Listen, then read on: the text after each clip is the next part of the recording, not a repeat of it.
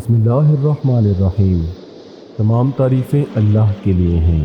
میں گواہی دیتا ہوں کہ اللہ کے سوا کوئی بھی معبود برحق نہیں، وہ یکتا ہے، اس کا کوئی شریک نہیں، وہی سب مخلوقات کا معبود برحق ہے۔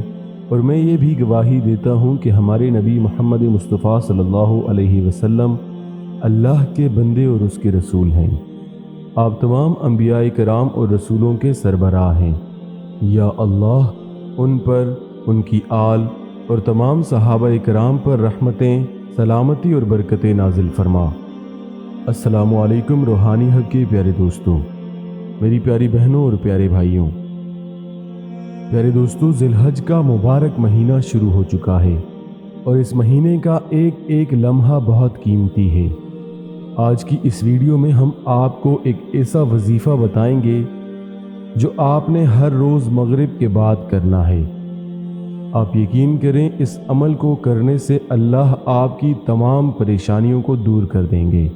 اللہ آپ کو اتنا نوازیں گے، اتنا رزق دیں گے کہ آپ کے پاس جگہ کم پڑ جائے گی۔ تو اس لیے آج کی یہ ویڈیو بہت معلوماتی ہونے والی ہے۔ آپ سے گزارش کرتے چلیں کہ اس ویڈیو کو آخر تک ضرور دیکھیں، اور اگر آپ ہماری ویڈیو پہلی بار دیکھ رہے ہیں تو آپ سے التماس ہے کہ ہمارے چینل روحانی ہب کو ضرور سبسکرائب کر دیں اور ساتھ موجود گھنٹی کے بٹن کو بھی دبا دیں تاکہ ہماری ہر نئی آنے والی ویڈیو کی اپڈیٹس آپ کو بر وقت ملتی رہیں۔ میرے دوستو، ذی الحج اسلامی کیلنڈر کا آخری مہینہ ہے اور یہ بہت حرمت والے مہینوں میں سے ہے۔ قرآن میں اللہ نے اس مہینے کی ابتدائی 10 راتوں کی قسم کھائی ہے۔ اللہ تعالیٰ قرآن میں فرماتے ہیں، قسم ہے فجر کی اور 10 راتوں کی۔ ان 10 راتوں سے مراد ذی الحج کی پہلی 10 راتیں ہیں۔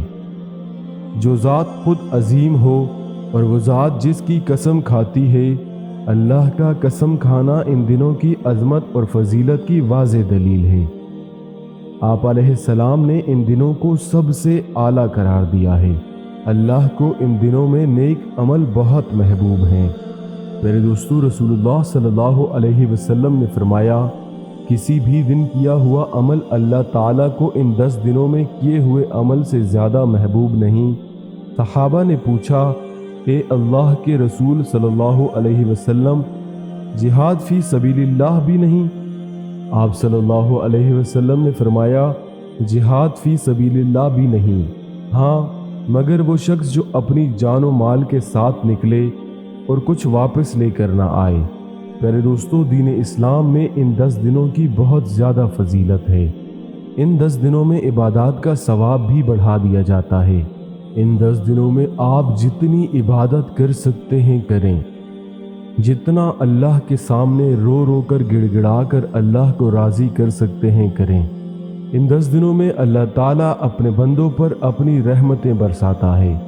میرے دوستو، آپ کی زندگی میں کوئی بھی مسئلہ ہو، کوئی بھی پریشانی ہو، دولت کا مسئلہ ہو، رزق کا مسئلہ ہو، نوکری کا مسئلہ ہو، یا پھر آپ کے کاروبار میں مسئلہ ہو۔ اکثر لوگ کاروبار شروع کرتے ہیں اور ان کے ابتدا میں ہی انہیں رکاوٹوں کا سامنا کرنا پڑتا ہے۔ کاروبار نہیں چلتا، بہت نقصان ہوتا ہے۔ اور اس کے ساتھ ہی آج کے اس دور میں جہاں کرونا وائرس پوری دنیا میں پھیلا ہوا ہے، بہت سے لوگ بے روزگار ہو چکے ہیں۔